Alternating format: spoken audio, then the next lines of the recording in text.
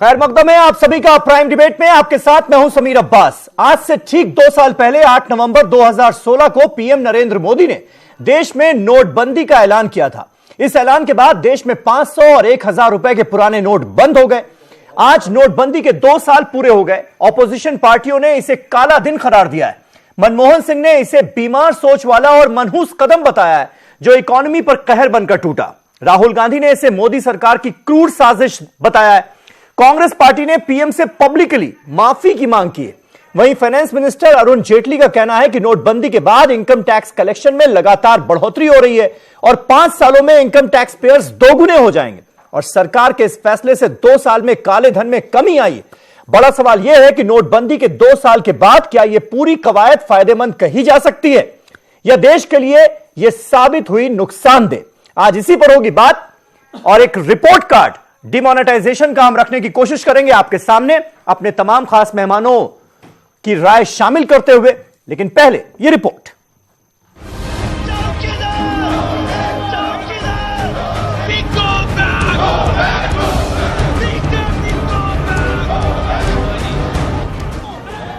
नोटबंदी की दूसरी बरसी बनाई गई।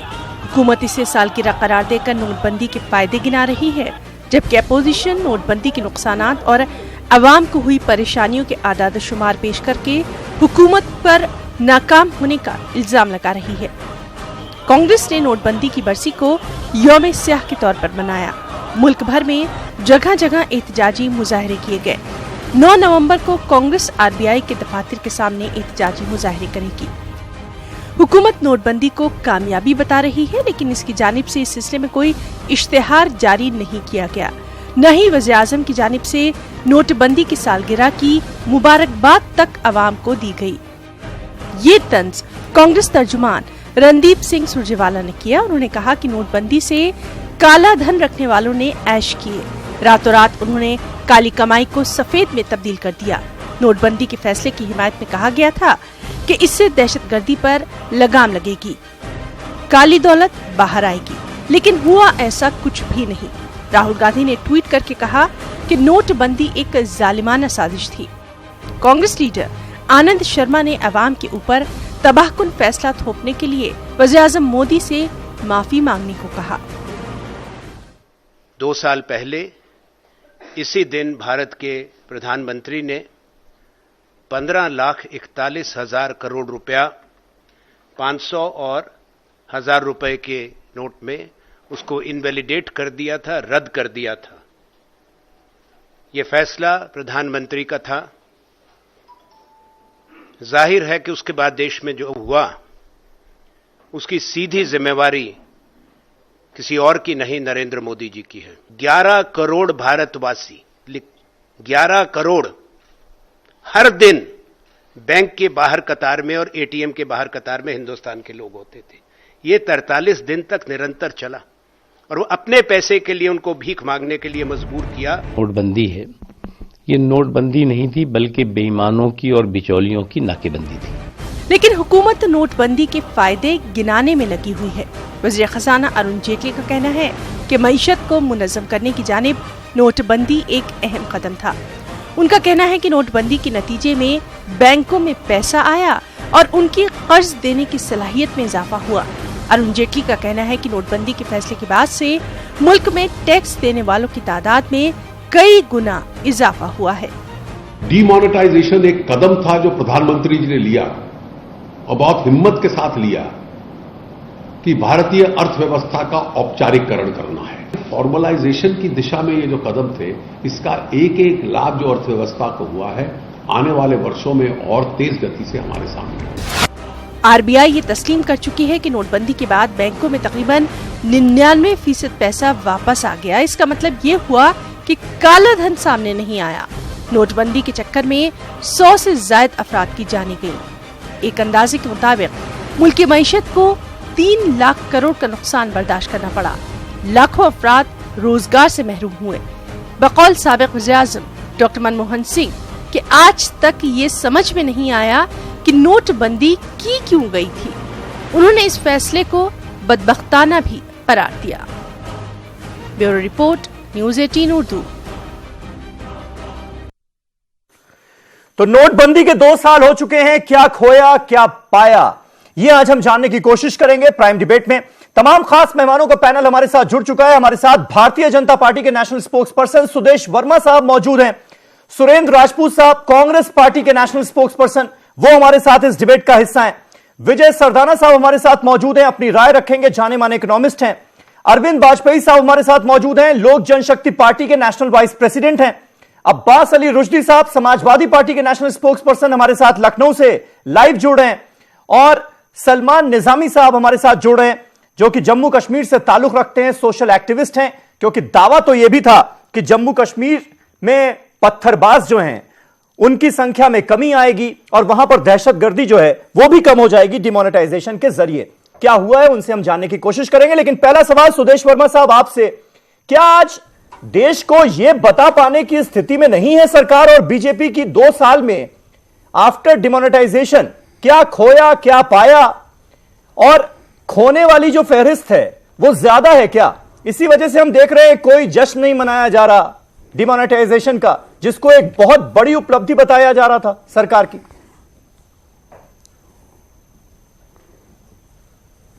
देखिए, डिमोनेटाइजेशन जैसा कि हमारे नेता ने कहा, नकवी जी ने, ये बेईमान और जो फर्जी वाला लोग थे इनके खिलाफ नाकेबंदी का प्रयास था।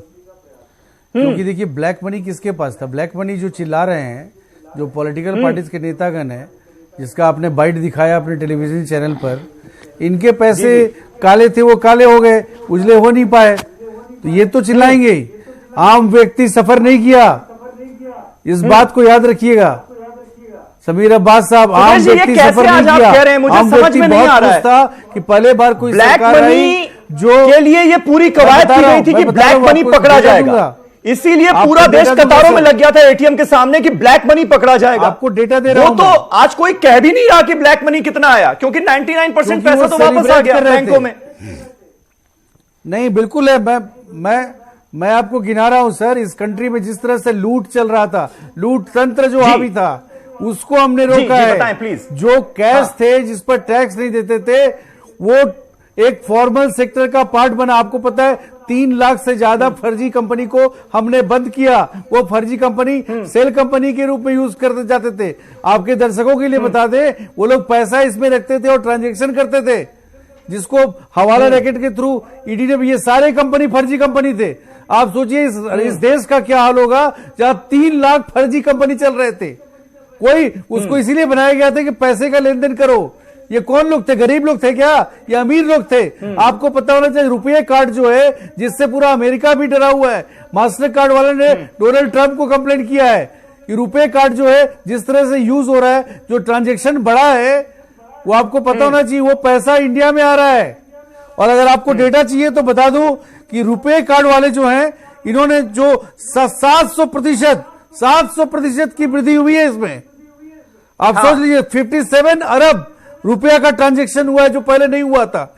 इतना बड़ा नहीं, ये डेटा है मेरे पास, ये डेटा है मेरे पास। और डिजिटल ट्रांजैक्शंस बढ़े हैं। आयकर रिटर्न, नोटबंदी के बाद, डिमोनेटाइजेशन के बाद डिजिटल ट्रांजैक्शंस बढ़े हैं, इसमें कोई शक नहीं है। जो भी मेरे पास भी पूरा डेटा है। लेकिन जब नोटबंदी की गई थी तब ये नहीं बताया गया था ना।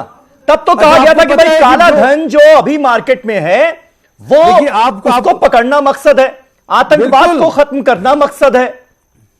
ये सारी बातें कही गई थी ना, भ्रष्टाचार को खत्म कर देंगे, करप्शन मिट जाएगा। बताइए, लेकिन ये सारी चीजें तो आज भी जस की तस है, और मार्केट में बल्कि अब कैश तो और ज्यादा है।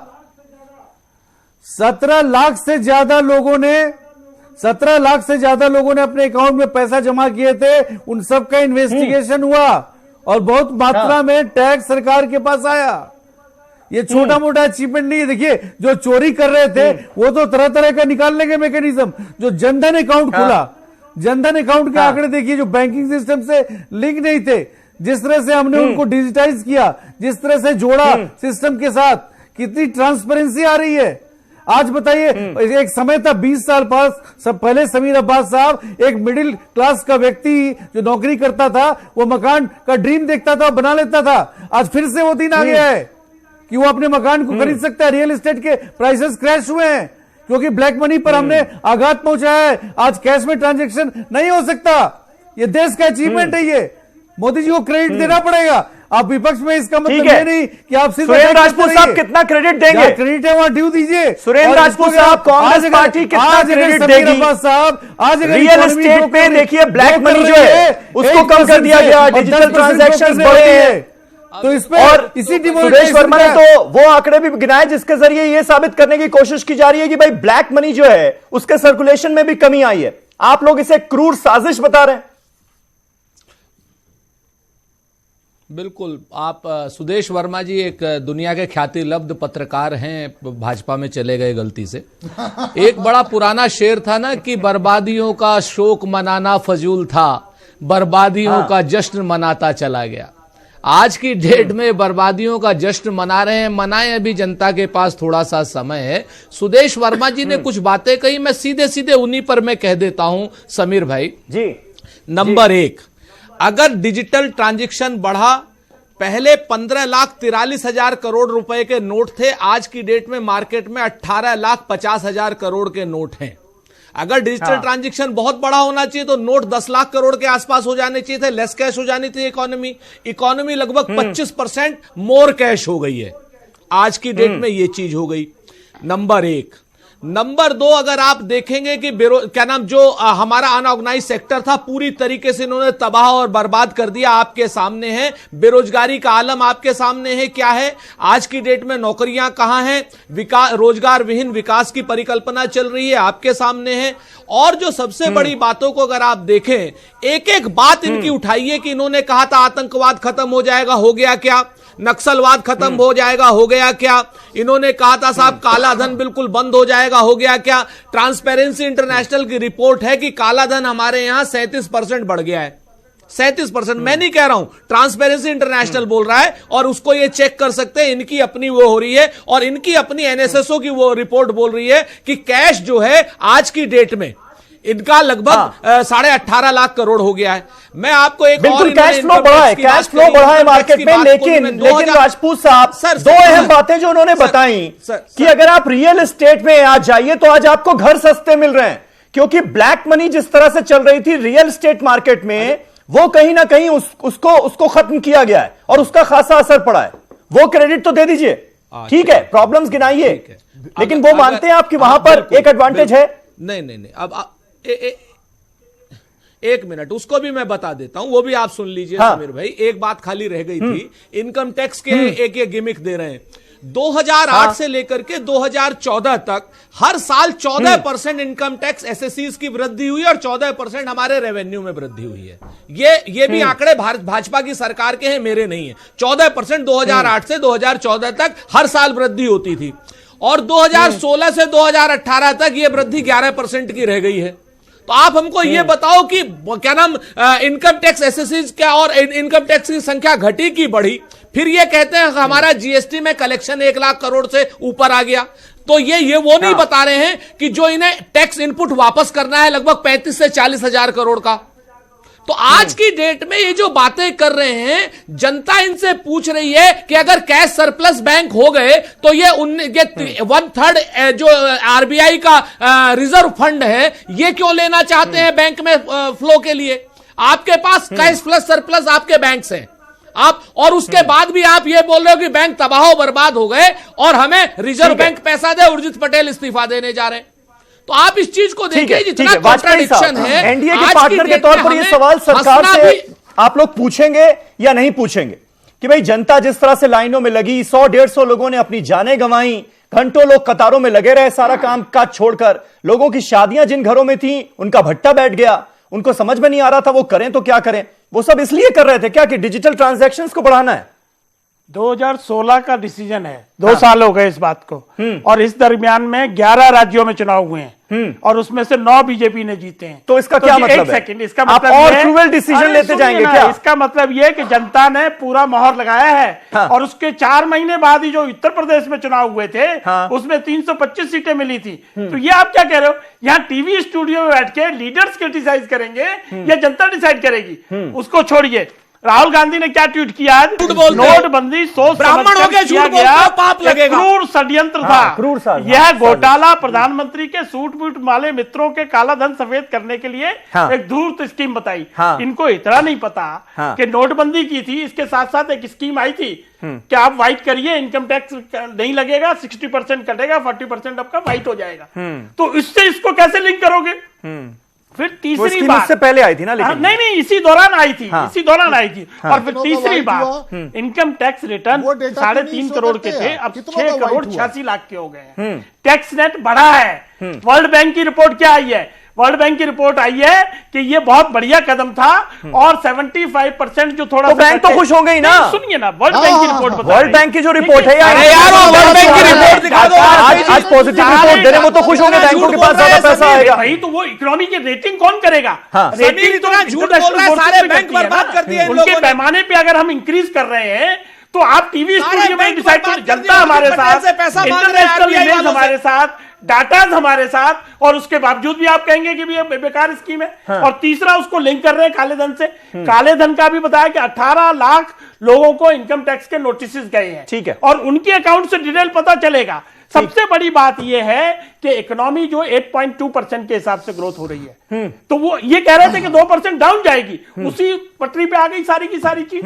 तो क्रिटिसाइज ही करोगे खाली क्या? ऑपोजिशन वाले कह रहे हैं उन आंकड़ों में भी झोल है। नहीं, कौन? अब तो हर चीज में झोल है। हर चीज 2 साल बाद ठीक जनता है। जब जिता रही है उसके बाद भी झोल है। ठीक है, ठीक है। रुश्दी साहब देखिए, इतने सारे फायदे गिना दिए सुदेश जी ने भी, वाजपेयी जी ने भी।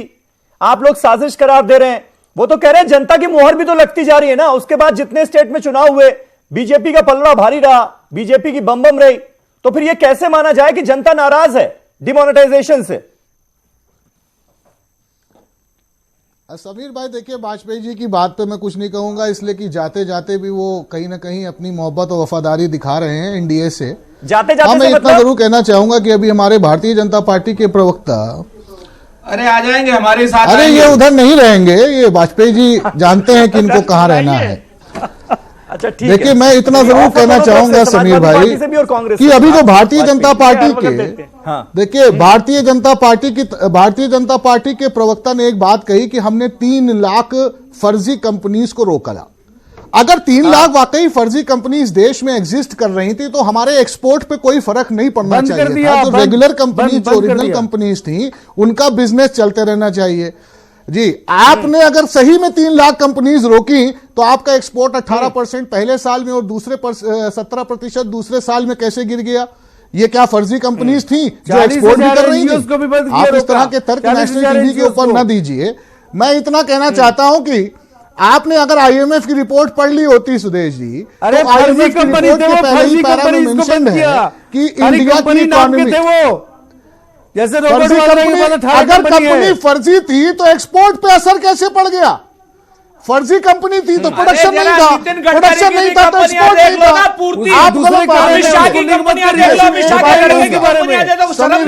मुद्दा है, समीर भाई, मैं उसको बताएंगे, दूसरा मुद्दा है। और दूसरा मुद्दा है भाई साहब, आज प्रधानमंत्री करने फिर मैं आता हूं। रोकने का तरीका था। नोटबंदी का कहीं नाम नहीं लेते, प्रधानमंत्री जी नोटबंदी का कहीं तस्करा नहीं करते, नोटबंदी पे कहीं पीठ नहीं थपथपाते और नोटबंदी के बारे में बोलने से सीधे सीधे बचते हैं। और यहां भाजपा प्रवक्ता अपनी पीठ थपथपा रहे हैं। वास्तविकता यह है कि अगर आईएमएफ की रिपोर्ट का पहला पैरा पढ़ लेते तो उसमें यह मेंशन करा है सरकार कि जो नोटबंदी और जीएसटी के आफ्टर इफेक्ट्स के चलते इंडिया की फास्ट ग्रोइंग इकोनॉमी को ब्रेक लगा था, उसके इफेक्ट्स अब धीरे धीरे कम हो रहे हैं, जिसके चलते हम उम्मीद कर सकते हैं कि इंडिया इकोनॉमिकली फ्रांस को पीछे छोड़ने के बाद अब चाइना को भी पीछे छोड़ सकता है। वास्तविकता यह है, आप जिस कैश फ्लो, कैशलेस की बात करते हैं, कैश ट्रांजैक्शन 9.25% बढ़ गया है इस देश में।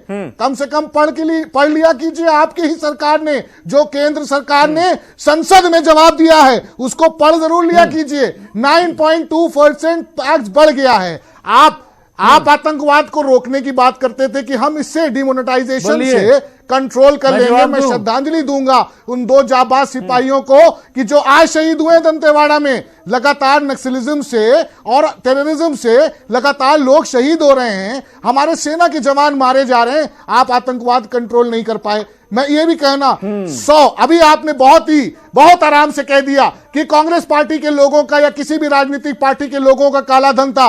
जो 100 से ज्यादा लोग मरे हैं वो किसी राजनीतिक दल के लोग नहीं थे, वो 100 से ज्यादा लोग इस देश के गरीब थे, इस देश के वो डरे हुए लोग थे कि जिनको डर था कि बैंक में हमारा जो पैसा रखा है वो कहीं चला न जाए।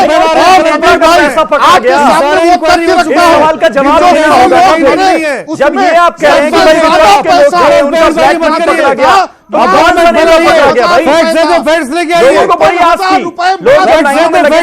लगे थे, लोग ये सोच रहे थे कि भाई अब तो बड़े बड़े पकड़े जाएंगे, बड़े देश की इकोनॉमी को वहां लाके खड़ा किया। सलमान निजामी हमारे साथ मौजूद हैं। सलमान, एक दावा यह भी था कि आतंकवाद में कमी आएगी, जम्मू कश्मीर में पत्थरबाजों को जो पैसे सप्लाई होते हैं वो होना बंद हो जाएंगे, जिसकी वजह से पत्थरबाजों के एक्शन में कमी आएगी। ऐसा कुछ 2 साल बाद आपको खास तौर पर जम्मू कश्मीर में होता हुआ नजर आ रहा है क्या? कुछ फायदा हुआ या नुकसान ही नुकसान दिखे आपको? देखिए, सबसे पहले मोदी जी ने यह कहा था कि ये प्राइम मिनिस्टर ऑफ इंडिया का स्टेटमेंट था कि टेररिज्म जो है, हाँ, नोटबंदी के बाद भी उन्होंने कहा कि टेररिज्म में बहुत कमी आई है। आज ही एक हादसा छत्तीसगढ़ में हुआ, नक्सली हमला हुआ। हाँ। हर रोज कश्मीर में आतंकवादी हमले हुए, और मैं डेटा के हिसाब से आपको बोलूं, जब से नोट बैन हुई है, हाँ, तब से आज तक हमारे 700 सैनिक शहीद हुए और 1332 आतंकवादी हमले हुए हैं। तो कहां से नोटबंदी से कोई फर्क पड़ा? और कश्मीर में यह कह रहे थे कि पत्थरबाजी खत्म होगी, और पत्थरबाजी में जो इजाफा हुआ है, जो कश्मीर में 2014 से लेके अभी तक आप ग्राफ देखें कि एक जैसे ही पीडीपी और बीजेपी की सरकार इन्होंने बनाई, वो पत्थरबाजी में इजाफा हुआ। आज कश्मीर का 16 साल का बच्चा जो है, जिसको ये मालूम नहीं है कि आतंकवाद क्या है, आज वो भी गन उठा रहा है। वो क्यों? आज शारजा यूनिवर्सिटी में जो बच्चा है उस पर अटैक हुआ, आज वो गायब है, उसने आईएसआई जो है वो थामी।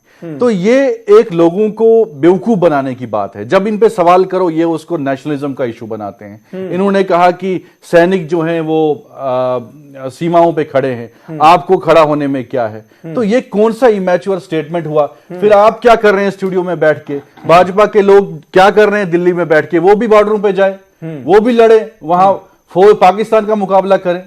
तो ये एक इमैच्योर स्टेटमेंट है इनके, और इससे क्या हुआ कि लोग, ये तो एक मुझे लगता है कि ये सजा मिलनी चाहिए इनको। जब आप, ये एक मर्डर है, 100 लोगों को आपने कत्ल किया, जो बुजुर्ग लोग थे वो भी देश के थे, उसमें हिंदू भी था, मुसलमान भी था, सिख भी, ईसाई था। और जो आज मैं कहता हूं कि इन लोगों ने उन लोगों का कत्ल किया, और फायदा क्या हुआ? आउटकम 0 था। इन लोगों को तो सजा मिलनी चाहिए। जो ब्लैक मनी लेकिन सर्कुलेशन में था, जो पत्थरबाजों की पेमेंट होती थी, आतंकवादियों की पेमेंट होती थी, उसमें ब्लैक मनी का एक बड़ा रोल था। तो जब वो पैसे खत्म हुए तो फिर क्या उनकी कमर नहीं टूटी? उसकी वजह से उनको कोई दिक्कत नहीं हुई। पैसे कैसे खत्म हुए? पैसा तो वही है, पैसा तो 99% जो पैसा निकला वो वापस आ गया। आपकी हवाला के कितने रैकेट हर दिन आप पकड़ते हैं? एनआईए ने कितने रेड किए हुर्रियत के हेडक्वार्टर? क्या पत्थरबाजी खत्म हुई? कुछ भी बदलाव नहीं हुआ। इनफैक्ट कि मुझे लगता है कि नोटबंदी के बाद जो है पैसे का इसका लेन देन नहीं है, उसके बाद हालात और बिगड़े। हाँ, ठीक है। विजय सरदाना साहब, अब आपने सबकी बात सुन ली, इसीलिए मैं इस सेगमेंट में लास्ट में सबकी बात सुनने के बाद आपके पास आ रहा हूं। क्या आपको लगता है ये 2 साल नोटबंदी के, इसे आप रिपोर्ट कार्ड के तौर पर अगर देखा जाए तो इसे आप पास मानते हैं, फेल मानते हैं? आपको नाकामयाबियां ज्यादा नजर आ रही हैं या फिर कुछ गेन भी हुआ है?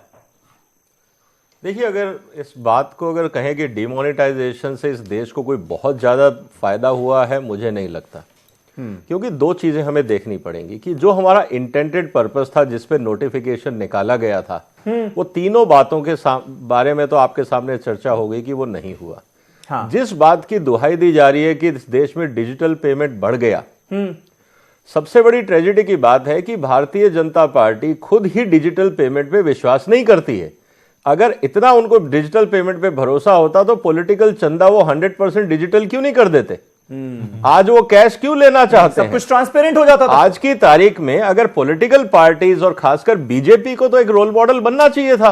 हाँ। कि भाई डिजिटल पेमेंट हमने कर दिया। मोदी जी कहते थे आप चाय भी और समोसा भी डिजिटल पेमेंट से ले सकते हो, 5 रुपए भी आप डिजिटल पेमेंट से दे सकते हो। तो पॉलिटिकल पार्टीज अपनी सारा चंदा डिजिटल क्यों नहीं कर देती? इसका मतलब ये है कि डिजिटल पेमेंट जो है, आप समझिए, डिजिटल जो पेमेंट है वो एक कवर अप मैकेनिज्म था, क्योंकि जो इंटेंडेड पर्पस था, आप समझिए कि जो डीमोनेटाइजेशन हुआ था वो एक पॉलिटिकल एक्शन था, वो एक इकोनॉमिक एक्शन नहीं था। अगर आज हम बात कर रहे हैं कि साहब यूपी का चुनाव उसके बाद हुआ और जनता ने मोहर लगाई, तो demonetisation was planned for UP election only. कि अगर देखिए, सबको पता है इस देश में कि कैश चलता है इलेक्शन के समय। यूपी बहुत बड़ा इलेक्शन था, मोदी जी को राज्यसभा में आना था, इसलिए यह जरूरी था कि यूपी को किसी तरह से जीतें। और उसका एक ही तरीका था कि आप जितनी पॉलिटिकल पार्टीज है सबका पैसा सीज कर दीजिए, और डीमोनेटाइजेशन के अलावा कोई रास्ता नहीं था। पहली बात ये, मतलब बीजेपी को एज ए पार्टी इसका फायदा हुआ, बिल्कुल हुआ। देखिए ये पॉलिटिकल जमीनें भी खरीदी ना बिहार में। ये कहां ले जा रहा था? यूपी इलेक्शन से पहले इतना बड़ा डेयरिंग फैसला ले लिया सरकार ने। दूसरी बात कहने दीजिए, पैसा था पॉलिटिकल पार्टी। दूसरी बात ये थी कि कहा कि साहब 3 लाख कंपनियां जो फर्जी थी वो बंद की गई। आपने अगर फर्जी कंपनी बनाना इस देश में गैर कानूनी है, उन कंपनियों के जो डायरेक्टर्स थे उनके खिलाफ आपने क्या कार्रवाई करी? कितनों को आपने जेल में भेजा? उन फर्जी कंपनियों से कितना पैसा निकला, पकड़ा गया और सीज किया गया? उनके एसेट कितने निकले? ये डेटा कहां है? आप कहते हैं 3 लाख, वेरिफिकेशन किसने किया? आपने कागज में 3 लाख लोगों के नाम उड़ा दिए, लेकिन वो 3 लाख उनकी आइडेंटिटी क्या थी? उनके पैसे कहां थे?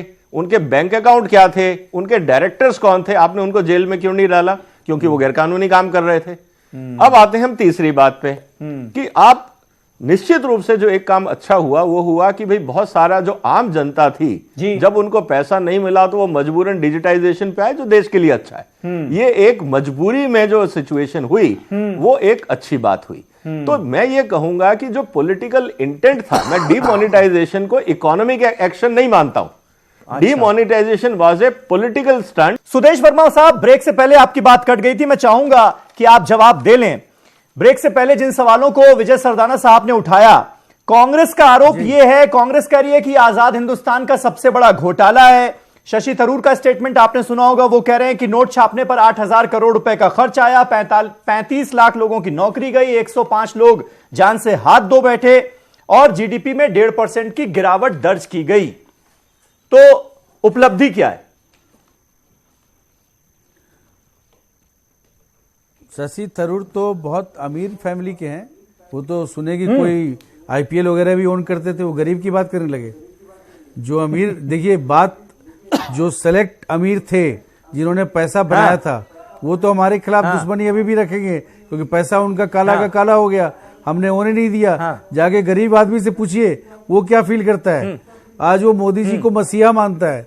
मैं आपको बताऊं, कल ही समीर भाई, आप बिलीव नहीं करेंगे, एक अमेरिकन आदमी मुझसे मिला, बोला कि 37,000 रुपया उसका नहीं कन्वर्ट कर पाया। बोला उसके बाद भी हम आपके डिमोनेटाइजेशन को समर्थन करते हैं। पूरा वर्ल्ड अप्रिशिएट कर रहा है कि इकोनॉमी को फॉर्मलाइज करने का प्रयास हुआ। जब हमारी सरकार नहीं आई थी तो सेमिनार्स में यही डिबेट होते थे कि इतना बड़ा पैरेलल इकोनॉमी है, कैसे देश कहां जा रहा है। आपके बैंक्स बैंकरप्ट हो जाते, अब बैंक के पास पैसा तो है कि वो लोन दे सकते हैं। ये पूछ रहे थे कि आपको 12 लाख करोड़ रुपया क्यों चाहिए? अरे भाई साहब, हमने विकास किया है जो दिखने लगा है, इन्वेस्ट किया है लोगों के गरीबी में। हमने जो सुदेश जी, ये तो मानिए ना, कम से कम आपको पता होगा, ठीक है, अच्छी बातें आप गिना रहे हैं, बहुत अच्छी बात है, आपका फर्ज भी बनता है, लेकिन ये तो मानिए कि अनऑर्गेनाइज्ड सेक्टर का भट्टा बैठ गया। ये तो मानिए कि लोगों की नौकरियां चली गई। आज मार्केट में उतनी नौकरियां नहीं है। देखिए, आप लोगों के पास उतना पैसा नहीं है। आप एक बात, ये इसको क्या बिल्कुल नेगलेक्ट करके देख रहे हैं? समीर अब्बास साहब, आप क्या बोल रहे हैं? इसका मतलब कि उनकी नौकरी जो है, उनकी नौकरी ब्लैक इकोनॉमी पर डिपेंड करती थी क्या? नहीं। ये देखिए, ये हमारा डर रहा था कि हम कैश में डील करते थे, कैश से हमें फॉर्मलाइज करने में थोड़ा साइकोलॉजिकल प्रॉब्लम भी था। इस 2 साल में काफी सुधार हुए हैं।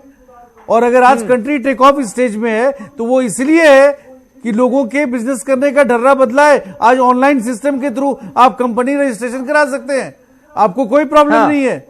हमने बहुत से इंडिकेटर्स चेंज किए हैं, आप अपना धंधा कर सकते हैं, बैंक आपको लोन दे रही है। कब हुआ इस कंट्री में बताइए तो? विजय माल्या को लोन मिलता था जो भाग गया क्योंकि कांग्रेस सरकार में नहीं है, बिना कोलेटरल के।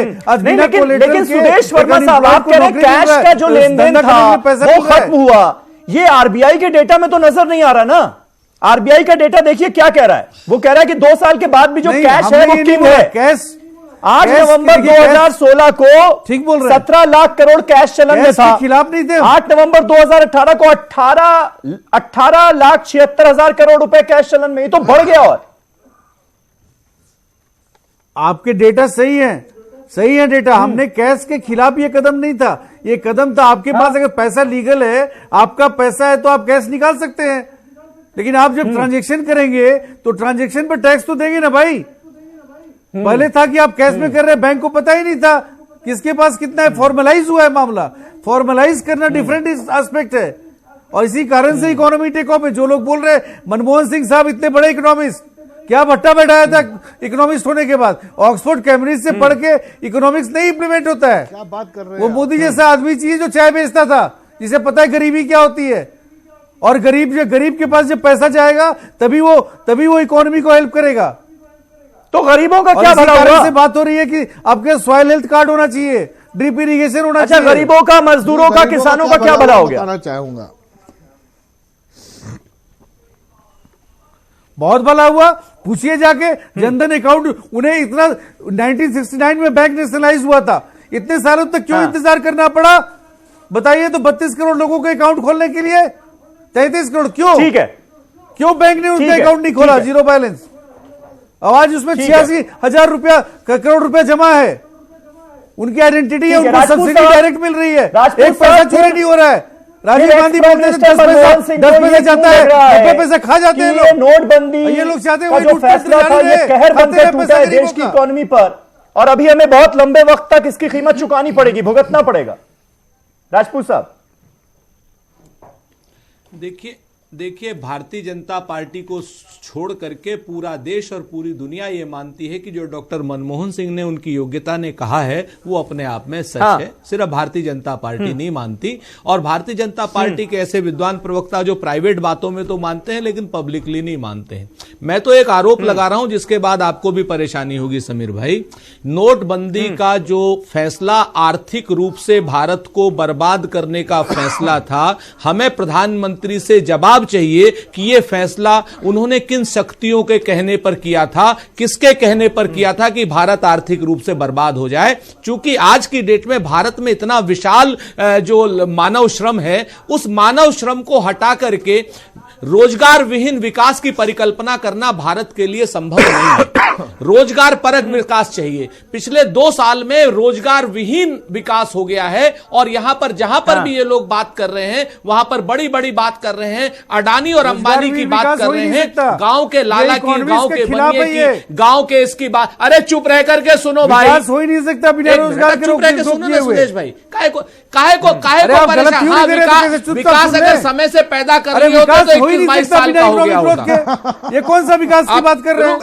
रुक जाइए, ये रुक जाइए। अब हम आपको, अब आप डॉक्टर मनमोहन सिंह का आंकड़ा ले लीजिए, एसएमईज का आंकड़ा ले लीजिए, स्मॉल एंड मीडियम एंटरप्रेन्योर्स का आंकड़ा ले लीजिए, आप आंकड़ा ले लीजिए। आपने अभी कहा था फ्लैट के लिए, मैं आपको फ्लैट का भी बताता हूं समीर भाई। 1-1.5 करोड़ रुपए का कोई भी फ्लैट सुभाष जी, जो सुदेश वर्मा जी हमें 25 लाख रुपए का दिला दें तो मैं भी खरीद लूंगा नंबर 1 में, और आप भी खरीद लेंगे। ये एक बार दिला दें जहां पर भी चाहे। अरे आइए, तो अपने आप ही पता चल जाएगा कि मार्केट में प्राइस क्रैश हुए हैं या नहीं हुए। ठीक है ना? अभी आज की डेट में स्थिति यह है फ्लैट्स की कि अगले 7 साल तक, अगले 7 साल, नोएडा को तो बर्बाद कर दिया आपने। अगले 7 साल तक दिल्ली और एनसीआर में एक भी फ्लैट नहीं बने, एक भी फ्लैट। तो पिछले 2 साल में जिस दर से रजिस्ट्रियां हो रही है, 7 साल तक फ्लैट नहीं बिकेंगे। ये आज की डेट में इस समय आंकड़ा है नोएडा का, नहीं तो आप बिल्डर्स के साथ है क्या? फरीदाबाद, आप बिल्डर्स के साथ हैं। और ये मैं नहीं कह रहा हूं, योगी जैसा भ्रष्ट आदमी, इस आदमी ने पहले 1-1.5 साल पहले कहा था, हमने आपने भी बहस की थी समीर भाई, कि 6 महीने में आम्रपाली से लेकर आप भ्रष्ट बोल रहे हैं तो आपकी क्या किया है वो भी आप देख लीजिए। पक्का है, आपसे डिबेट नहीं हो सकता। 100% भ्रष्ट है। अगर योगी आपको भ्रष्ट लग रहे हैं तो आपका मती और मैं आपको बता दूं, अरे योगी भी भ्रष्ट है, मोदी भी भ्रष्ट है, अभी तो मोदी भी भ्रष्ट है, मोदी भी चोर है। आप समझ लो, वो तो राफेल के चोर है। बोलेंगे कि आपका प्रवक्ता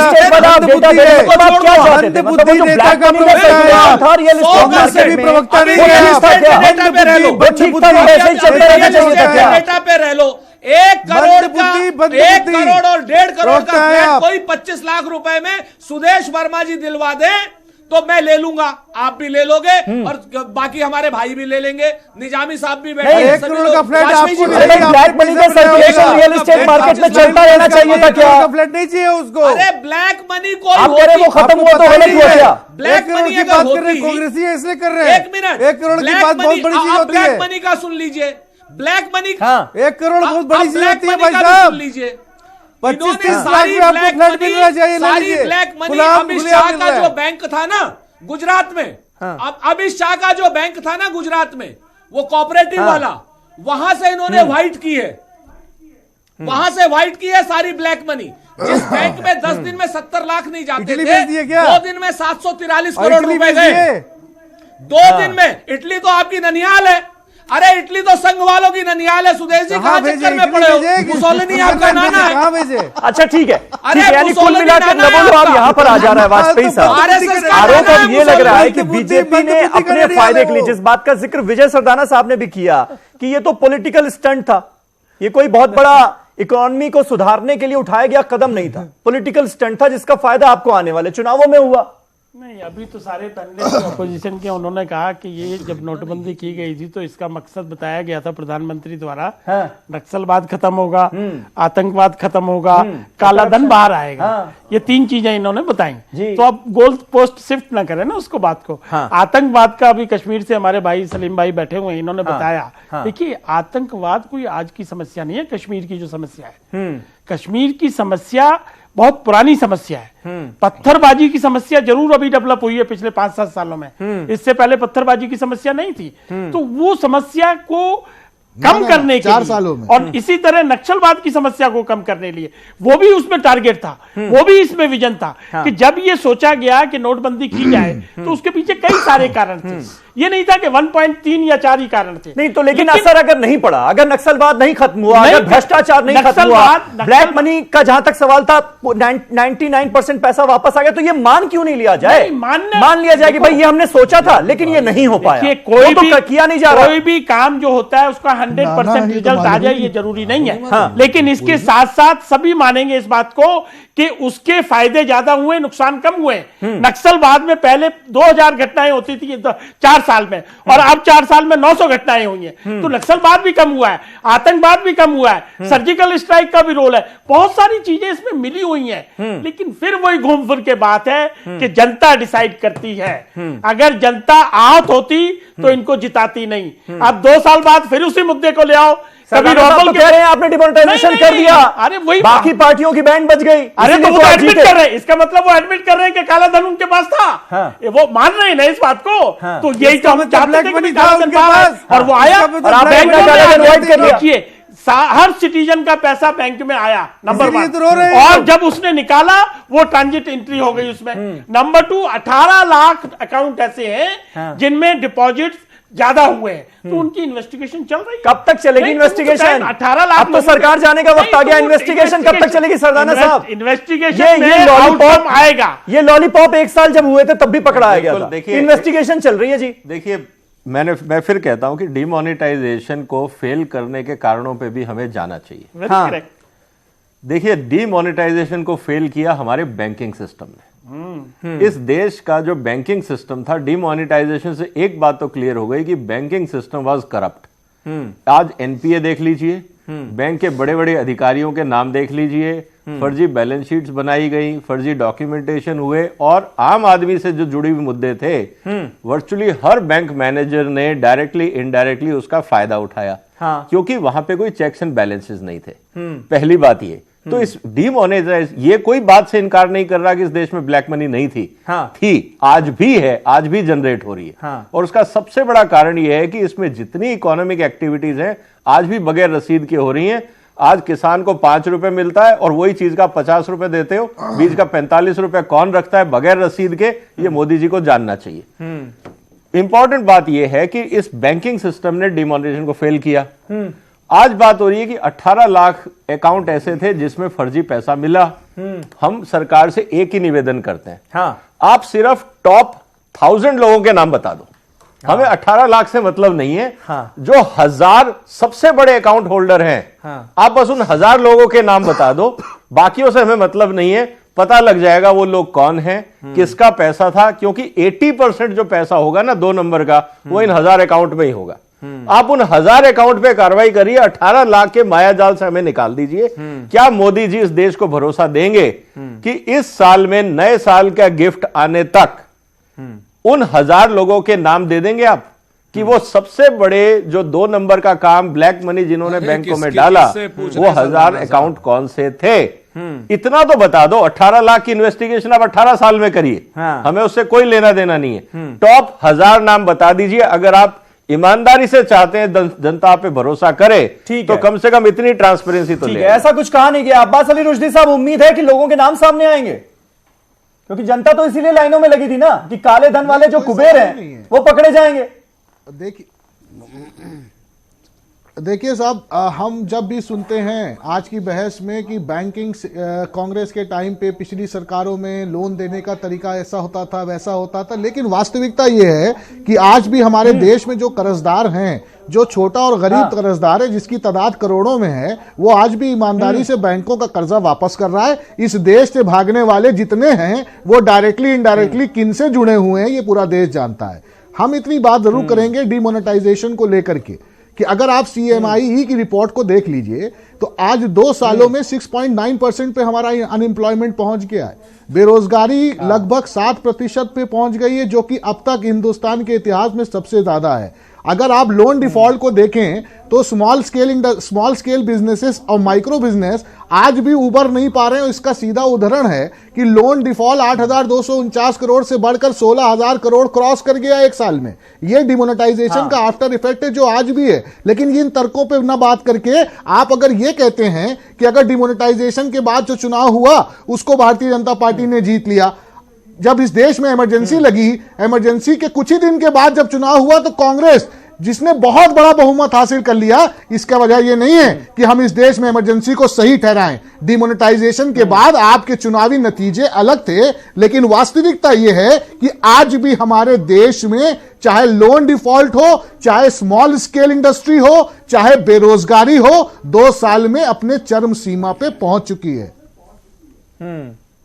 ठीक है सलमान, जम्मू कश्मीर का जहां तक मैंने जिक्र किया, पत्थरबाजी, आतंकवाद की जो घटनाएं हैं उनमें हम कोई कमी हो ऐसा देख नहीं रहे। क्या आपको लगता है रीजन, और क्या आप मानेंगे कि कुछ फायदे हुए हैं या नुकसान ही रहा कुल मिलाकर 2 साल में? क्योंकि हालत बहुत ज्यादा सुधर गई हो, पत्थरबाजी की घटनाओं में, आतंकवादी गतिविधियों में ऐसी कोई कमी तो हमने देखी नहीं 2 साल में। जी, ये एक्चुअली कमी तो दिखी नहीं, ऐसा ही सभी साथियों ने बोला। लेकिन सबसे बड़ी चीज ये है कि 5 साल बीत गए, आपने जो फैसले लिए, चाहे डिमोनेटाइजेशन हुआ, आज तो वो पर्दे के, मैंने आज ट्वीट भी किया था कि आज मोदी जी सामने क्यों नहीं आ रहे। जैसे सर्जिकल स्ट्राइक पे उन्होंने जश्न मनाया, आज कोई जश्न क्यों नहीं है? अगर डिमोनेटाइजेशन एक सक्सेसफुल एक डिसीजन था, अगर ये सक्सेस इसे भी कहा गया था करप्शन के खिलाफ सर्जिकल स्ट्राइक है, सर्जिकल स्ट्राइक थी, उस वक्त तो ढोल बजा रहे थे और जश्न था। आज अगर उसकी बरसी है, आज जश्न क्यों नहीं? तो सवाल तो इन पे ही है, आज ये इतने खामोश क्यों है, आज ये पर्दे के पीछे क्यों है, क्यों जनता से छुप रहे हैं? और ये जवाब आपको आने वाले चुनाव में मिलेगा, राजस्थान में मिलेगा, मध्य प्रदेश में मिलेगा और आने वाले चुनाव में। कश्मीर की बात जो है, कश्मीर के जो हालात हैं, कश्मीर जो है हिंदुस्तान का अटूट अंग है, लेकिन जिस तरीके से प्रोवोकेटिव स्टेटमेंट्स इन्होंने जारी किए, जिस तरीके से आप कश्मीर के लोगों में इतना, आप देखिए कि जो भी, चाहे वो जम्मू कश्मीर में 2016 के एपिसोड में 300 से ज्यादा लोगों की हत्या हुई और पैलेट गन्स जो हैं वहां यूज हुए। इसी तरीके से जो प्रोवोकेटिव स्टेटमेंट्स यहां से जारी होते हैं, वहां के कश्मीर के लोग, अगर आप चाहते हैं कि कश्मीर के लोग जो हैं हिंदुस्तान से मोहब्बत करें, अगर चाहते हैं कि कश्मीर जो है और हिंदुस्तान जो है ये एक है, तो आप क्यों उन लोगों को अपने से दूर करते हैं? और आप क्यों नहीं एक ऐसा इनिशिएटिव, अभी तक 5 साल आपने क्या किया, 5 साल में अचीव क्या किया कि कश्मीर के लोग जो हैं आपसे दूर क्यों जा रहे हैं? और डिमोनेटाइजेशन में आपने प्रवोक किया कि कश्मीरियों को हम पैसा बंद करेंगे, वो भूखे मर जाएंगे, लेकिन कश्मीर वो कौम है जो 6 महीने बगैर कर्फ्यू में भी सर्वाइव किया उन्होंने। तो अल्टीमेटली जो मेन पर्पस जो है सरकार को हम चुनते हैं, थोड़ा तो मंदिर बनाने के लिए नहीं चुनते, हम लोगों के फायदे के लिए चुनते हैं। और ये लोग जनता को बेवकूफ बना रहे हैं, इन्होंने कश्मीर को भी बर्बाद किया और पूरे देश को इस वक्त बर्बाद किया। वर्मा साहब, एक छोटा सा जवाब अब आपसे, क्योंकि आज दिन भर ये मांग होती रही, कांग्रेस पार्टी ने कहा कि भाई पब्लिक को माफी मांगनी चाहिए आकर, और हम ये जरूर देख रहे हैं कि उतना जश्न तो नहीं है, थोड़ी सी खामोशी है इस बार। तो क्या इस बात का रियलाइजेशन हुआ है क्या कि जितनी उम्मीदें थी डिमोनेटाइजेशन कोई खामोशी उन उम्मीदों पर खरा नहीं उतरा ये फैसला? इस सरकार ने इतना इस सरकार ने इतना बड़ा डिसीजन लिया, हर डिसीजन पर जश्न मनाएंगे तो हर महीना जश्न मनाना भी कम पड़ेगा। तो ये हमें मत बताइए कब जश्न मनाना है कब नहीं मनाना है। मैं डिमोनेटाइजेशन के पॉजिटिव इंपैक्ट आपको बताया, नहीं मैं तो मैं इनसे नहीं एग्री करता हूं कश्मीर के रिप्रेजेंटेटिव से जो कश्मीर की बात कर रहे हैं। आपको ये बात तो आप बोल नहीं रहे, हुर्रियत के खिलाफ एक शब्द नहीं बोल रहे हैं। अभी जब पंचायत इलेक्शंस हुए उस समय आपने क्यों नहीं बोला? हुर्रियत के डर से जो पॉलिटिकल पार्टी पार्टिसिपेट नहीं किए, आप डेमोक्रेसी की बात करते हैं। बुरहान वानी जैसे आतंकवादी उस समय आपने क्यों नहीं बोला? उस समय क्यों नहीं बोला आपने? हम क्या बोले? विरोध करते हैं। अरे इंडियन आर्मी के खिलाफ अगर बंदूक उठाएगा कोई भी, साहब लास्ट कमेंट आपसे। अब अभी जो हालात हैं, 2 साल हो चुके हैं, मनमोहन सिंह कहते हैं कि भाई इसका अभी आप बहुत आगे तक खमियाजा भुगतना पड़ेगा। तो ये कब तक आप मान रहे हैं कि हमारी इकोनॉमी पटरी पर आ जाएगी और हमें इसका गेन होना शुरू होगा? देखिए, मेरा निवेदन है भारतीय जनता पार्टी, सुदेश जी सुनिए प्लीज, लास्ट कमेंट है सरकार से मेरा निवेदन यही है कि डिमोनेटाइजेशन जिस मुद्दे के लिए आपने शुरू किया था कि इस देश से करप्शन और ब्लैक मनी को खत्म किया जाएगा, अभी ऐसे बहुत सारे कानून और ऐसे बहुत सारे सिस्टम है जिससे आज भी ब्लैक मनी जनरेट हो रहा है, करप्शन जनरेट हो रहा है। अगर आप ईमानदारी से इस देश से करप्शन हटाना चाहते हैं तो सबसे पहले तो पॉलिटिकल चंदे को डिजिटाइज कर दीजिए ताकि ट्रांसपेरेंसी हो। जब आप गंगोत्री को साफ करेंगे तो गंगा अपने आप साफ होगी। जब पॉलिटिकल सिस्टम ईमानदारी से ट्रांसपेरेंट वे में पॉलिटिकल फंडिंग लेगा तो इस देश में किसी की हिम्मत नहीं होगी कि वो 2 नंबर का धंधा करे। क्योंकि हर आदमी, आज रिक्शे वाला भी ये बोलता है कि साहब नेता भी तो खाते हैं, अगर हमने 4 पैसे फालतू मार लिए तो क्या फर्क पड़ेगा? तो आप एक रोल मॉडल बनिए। बल्कि 500,000 बीजेपी 2000 का नोट शुरू करने का फैसला, बीजेपी रिश्वतखोरी तो और बढ़ गई, उनको आसानी होगी। लोग कहते हैं कि अब एक ही बात कहना चाहूंगा कि बीजेपी को एज ए रोल मॉडल आना चाहिए सामने कि हम ट्रांसपेरेंट पार्टी हैं, जनता आपका साथ देगी। आप इतनी हिम्मत करिए कि ट्रांसपेरेंसी लाइए अपने पॉलिटिकल चंदे में और देखिए देश बदलता है। चलिए, बहुत बहुत शुक्रिया। उम्मीद करता हूं कि जो एडवाइस दी गई है उसको अमल में लाया जाएगा और अगर कुछ गलतियां हुई तो उसको भी एक्सेप्ट किया जाएगा। ठीक है, आप फायदे गिनाइए लेकिन जो नुकसान है वो भी बताइए और उस पर कहिए कि हां भाई ये फैसला जो था हमने सोचा था, उम्मीद थी कि ये रंग दिखाएगा, लेकिन वो रंग नहीं देखने को मिले। बहुत बहुत शुक्रिया आप सभी का हमारे साथ इस डिबेट में जुड़ने के लिए। कल फिर मुलाकात होगी एक नए टॉपिक पर, नई डिबेट के साथ। तब तक के लिए शब बखैर।